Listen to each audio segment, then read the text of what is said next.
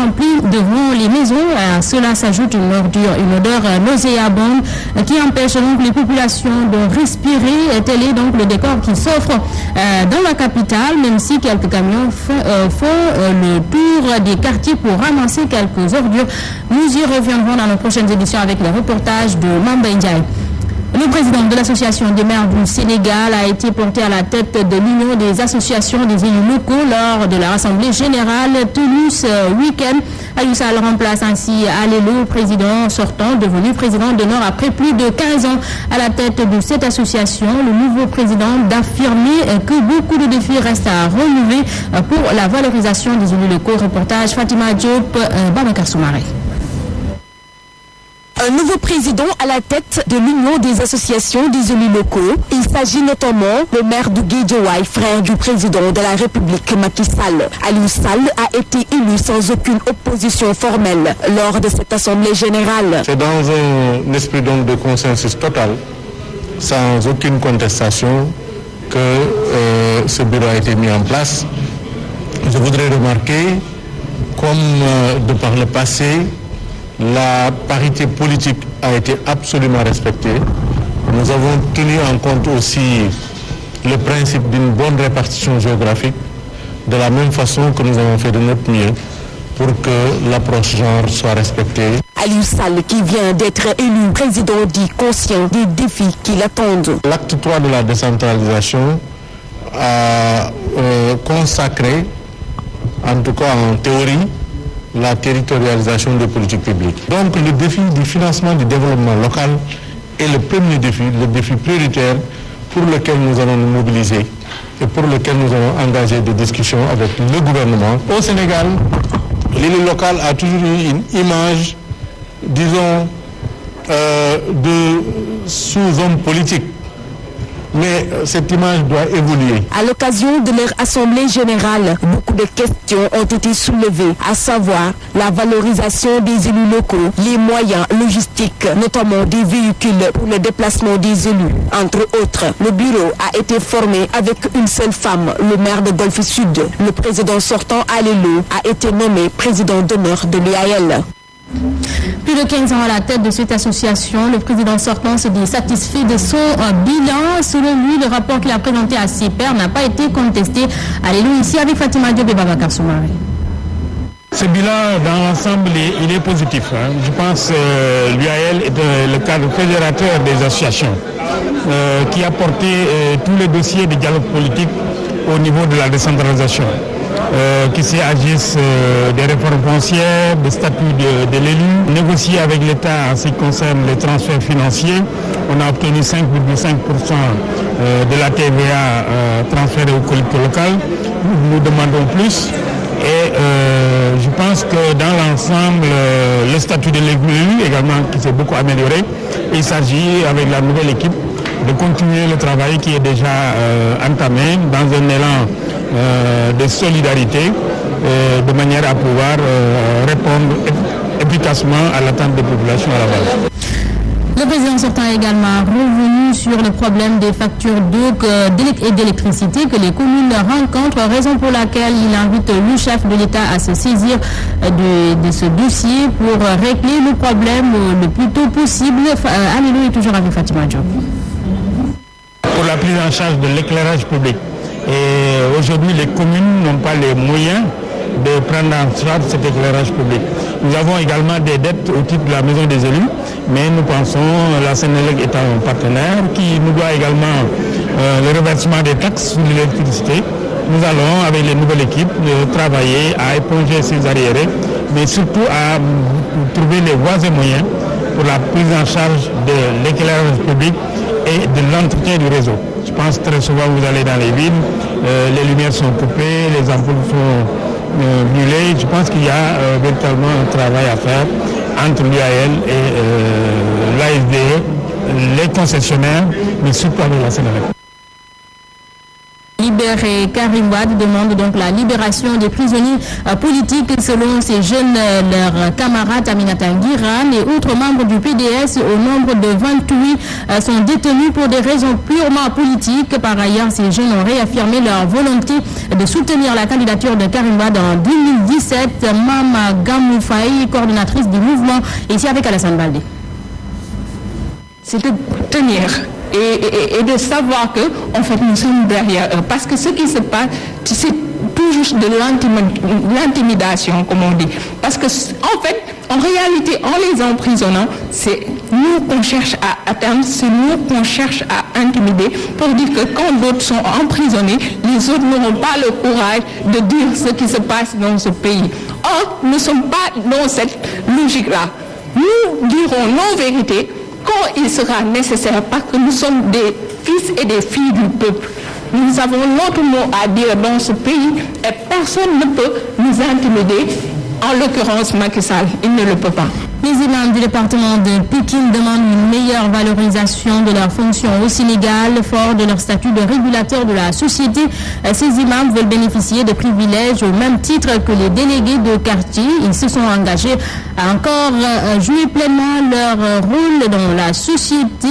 Yatma Fall porte leur parole ici, qui porte plutôt leur parole ici avec notre reporter. Nous sommes des acteurs du développement.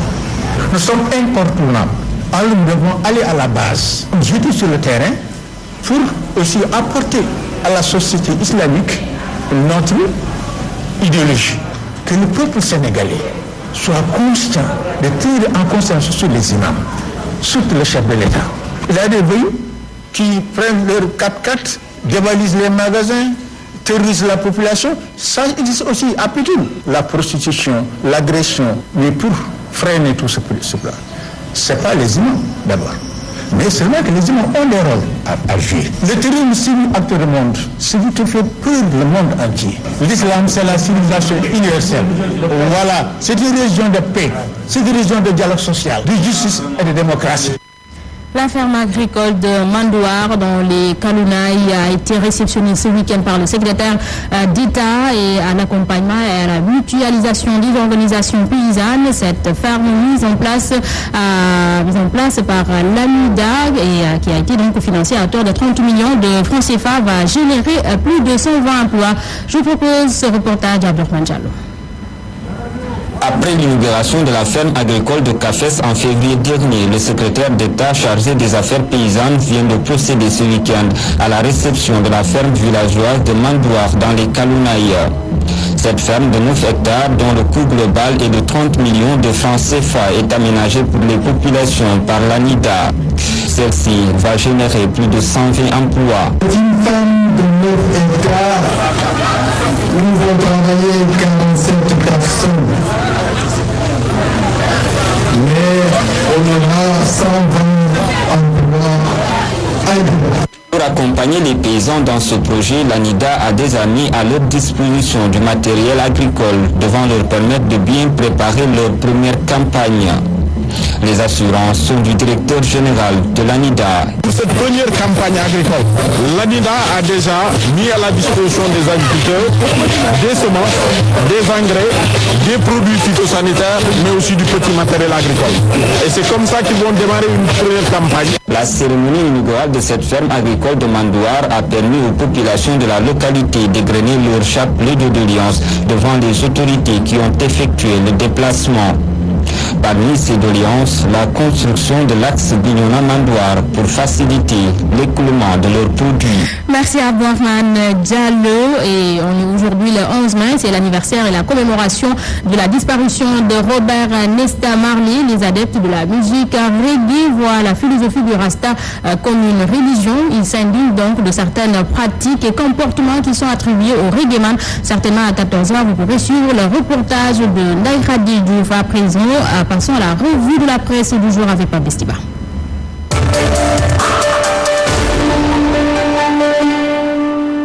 Bonjour.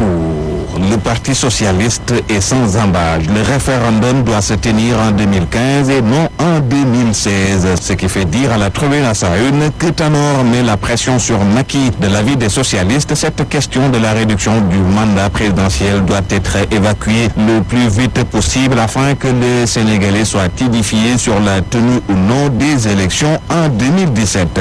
Le PS estime également dans Sud Quotidien que la tenue du référendum en 2015 permettra de trouver une solution à la problématique de l'expiration de la plupart des cartes nationales d'identité dont l'échéance est prévue en 2016. Entre le PS et l'APR, c'est la guerre totale, affiche Rewmi Quotidien qui indique que la sortie virulente de Maître El Hadji Diouf a été la goutte de trop.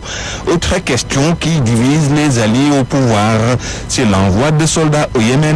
Selon Walf Grand Place, la LD et le PIT se sont désolidarisés. La LD réprouve catégoriquement cette décision du chef de l'État, alors que le comité central du PIT, de son côté, estime, rapporte Walf Grand Place, que le Sénégal ne devrait s'engager dans l'envoi d'aucun contingent pour la résolution de conflits à caractère politique sans mandat clair des Nations Unies. Voilà une position qui est claire. Abdoul Mbaye est tout aussi clair sur cette question.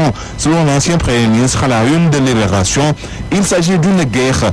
Abdoul Mbaye n'est pas donc dans une logique de conformisme du discours officiel des autorités. Selon le Témoin, il se démarque et prend le contre-pied de Macky en indiquant que ce n'est pas une mission de paix mais une guerre. La guerre, soupire Walf Grand Place. Mais le journal est sur un tout autre sujet. Il fait référence notamment à la gestion des ordures à Dakar. Mon confrère renseigne qu'il y a une controverse autour des 2 milliards de précomptes. L'autre point de crispation, c'est l'appel d'offres qui écarte les concessionnaires sénégalais. Mais en attendant la réunion de crise qu'annonce Walf Grand Place, Walf Quotidien insiste sur les conséquences de cette grève. Dakar, capitale de la saleté, affiche le journal. Dans tous les cas, ces ordures à Dakar ne favorisent pas un développement du tourisme. Le tourisme, un secteur mal en point. Enquête nous parle ce matin des racines du mal. Nos confrères pointent notamment les prix qui ne sont pas compétitifs comparés au Cap-Vert et au Maroc. Reparlons de politique avec Moussa Sy qui affirme qu'il ne ferait plus partie d'un parti politique. Le maire des Parcelles Assainies le dit dans un entretien avec nos confrères du Populaire. Pour Moussa Sy, il n'y a plus de parti politique démocratique dans ce pays. Son ancien parti pendant ce temps est toujours en proie à une crise interne. Fada et Aïdem Boud Wade indique la Tribune informant que les choses dégénèrent gravement et ce depuis la fameuse réunion du comité directeur. Et depuis ce jour, souligne le quotidien de des médias, ni Aïdem Boud ni Fada n'ont mis les pieds à Fouane. Idriss Seck, lui, poursuit sa tournée à travers le pays. Selon la Tribune à Kédougou, Idi a été ému et indigné par les conditions de vie des populations. Reparlons avec Libération des dessous de l'affaire Sayer Kébé. Sayer Kébé, c'est ce jeune élève du lycée Demba Diop de Mbour qui avait posté ses menaces sur la page Facebook de l'ambassade des États-Unis. D'après Libération, le jeune homme accusé d'activité terroriste a été intercepté et transporté à Dakar. Mais il a juré qu'il jouait. Bonne lecture à toutes et à tous. Merci à Fabrice Diba. Mesdames et messieurs, c'est ici que se referme ce journal. À vous tous, merci de l'avoir suivi. Merci à toute l'équipe technique et l'équipe rédactionnelle qui ont participé à la réalisation. L'info en continue sur la Sen TV, la première télé urbaine du Sénégal. 14h, Verdi Cham sera là pour le journal en Wolof. Et tout de suite, passez d'excellents moments en compagnie de Ouna Areaba dans Yen Boulem.